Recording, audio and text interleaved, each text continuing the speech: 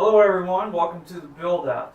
You may notice Alan is suspiciously missing from this video, and that's because I'm making his Christmas present today. He either uses a push stick like this when woodworking, or he uses his fingers. So I'm worried about him, so I'm going to build him a safer design that I found on the internet, like this, out of an old piece of wood that I literally marked as bad from a project that I screwed up on this cut. Merry Christmas, don't tell Alan. According to our design, we're going to need about a 1/4 inch lip here to be able to push the wood through, and we also want this flat piece to be as flat as possible so we can apply that downward force so the board doesn't fly off and Alan's fingers don't get chopped off. So what I'm going to do is I'm going to set up a table saw, make sure this board is nice and square, and then I'm going to run it through at a 1/4 inch, not all the way through.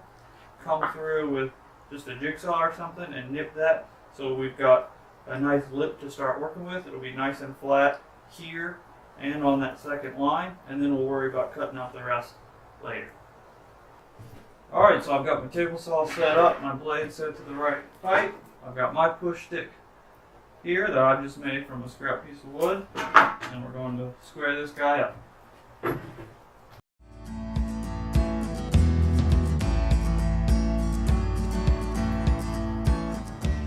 Now, I'm going to cut in just a 1/4 inch here so I can have that lip like we have on our design. Like this.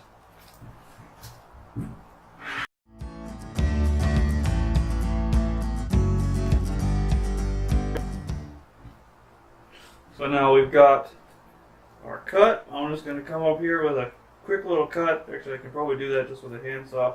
I'll use something that'll make it cleaner than a handsaw. One thing I forgot about is the table saw is going to leave this curved cut here. It's not going to be clean. So what I need to do, I'll just come in here with the jigsaw, cut a little bit deeper, and then like this. And that should still give me a fairly straight line because the table saw is giving that to me.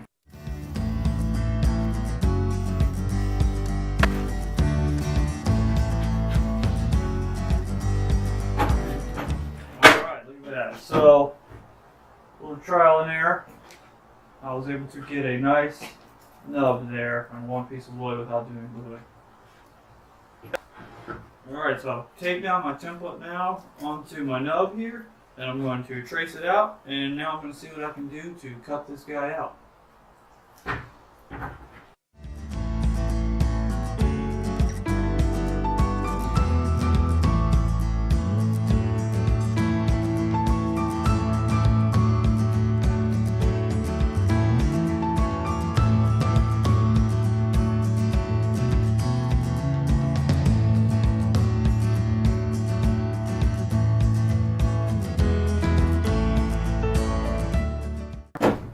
Well, I decided to spare you the footage of me using the scroll saw because it made the camera shake a lot, and also I have a lot to learn.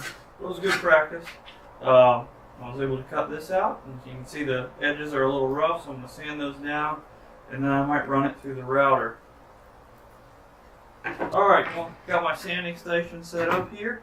I am going to just use a 100 grit to start off, see how smooth we can get it. The point is not to get it perfect, but to get it so that Alan doesn't chop his fingers off. So I'm going to do a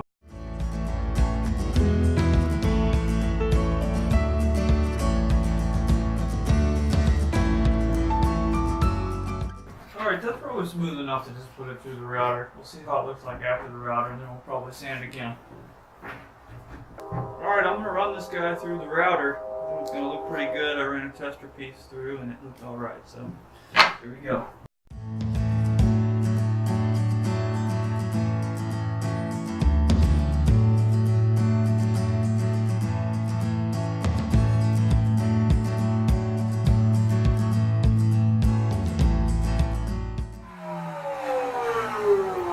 So it's not perfect. I'm going to have to put a sander on it, but I think it looks pretty good for a quick project.